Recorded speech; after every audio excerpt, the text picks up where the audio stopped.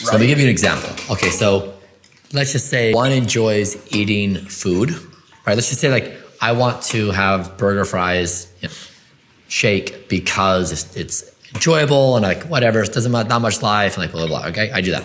That is built upon the premise that if I do that, I'm going to have some pleasure. Like I have like a goal to achieve that. Do you eat meat? Don't. Yeah, I don't eat meat only for, it's an ethical choice because I think AI will become sentient in some form or fashion on some kind of time frame. It's possible that it will become sentient. It will be like, how do you, intelligent beings, treat other intelligent beings that are less intelligent than you? Oh shit. And Fair. And I think that like, That's really interesting. and like, I think we want to have a good track record. I think we want to That's be really interesting. a benevolent species that is aware of lesser intelligence. And so it's like, that is, I fully acknowledge I don't know that is exactly the case, right? I don't know if that's going to be their analysis. I don't know something, Makes sense. That's crazy. but I think it's like, And hold on, Possible. and so let me better understand. It's your goal to, or your current pursuit, model, goal, whatever you want to call it, to not be judged poorly by this AI god. I think we want to be what we want AI to become. Wow.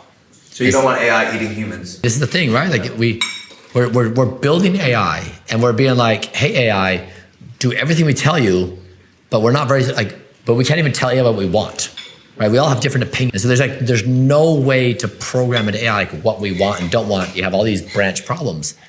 Don't die is the simplest way to be like, okay, here we're gonna level set. We don't want to die. Now there's like ethical problems. Like if a mother's giving birth to a child, does she die? Don't die, right? You have the trolley problems. It doesn't limit ethical quandaries, but what it does say is it reduces the complexity of our existence to say, like, can we be sober enough in this moment to make an assessment? And so what does these thought experiments do? And this is why it takes 2 hours to get there. When you fully sit in the situation, you realize that everything you think, everything you want, everything you feel, every goal you have, every model of reality you have may not be accurate of the future. You may have no idea whatsoever. It might not be accurate now. It's not even the future. It may not be accurate now. As ironic as it sounds, this conversation is the premise of the movie The Matrix. It really is, okay? Like we are having a conversation right now of whether we want to choose to eat the slop, yeah, right? Which this isn't. It's delicious. Yeah. Kudos to the chef. It's very very good. tasty. It's very good. Or be the guy who says Ignorance is bliss. ignorance is bliss. I just want to eat the fucking steak, and that's what he does. And that's really a beaut. That movie is obviously so incredibly ahead of everything, right? And such a representation of this very conversation we're having. Like, do I want to be ignorant to the potential differences in the world and the potential fact that my interpretation of the world is completely incorrect, and I'm just going to enjoy the pleasures of this world as much as I can before I check out or before AI checks me out? Or do I want to fight it as hard as humanly possible, not die, and eat the proverbial very delicious slop, right? Like that's really what this conversation is. Not to say that it was inspired by that in any way. It's just, it's interesting as to how it was creatively conducted by way of that movie. It's interesting. So the proposal, we can wrap up this conversation. The proposal in this conversation is to achieve a level of self-awareness of the models you have of reality, and then to pressure check those to say, do we think they're correct? Or do we think that they basically have run their course and new things will emerge in their place?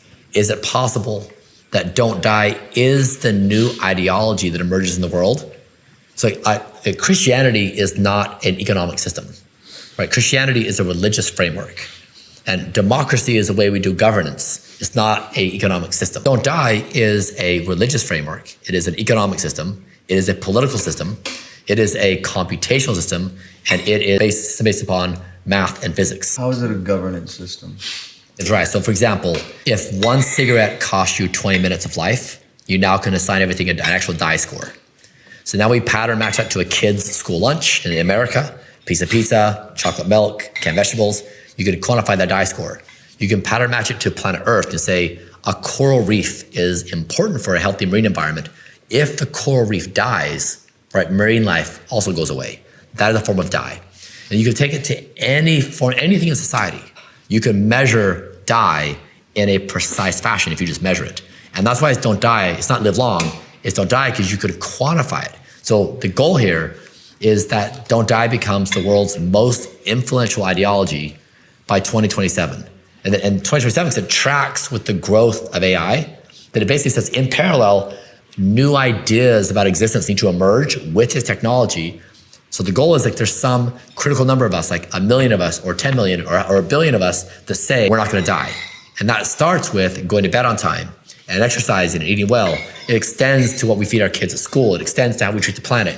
It extends to in AI companies, when you build AI, it extends to politics. It extends to social system. It extends to all aspects of life. How does it apply to something like management of natural resources and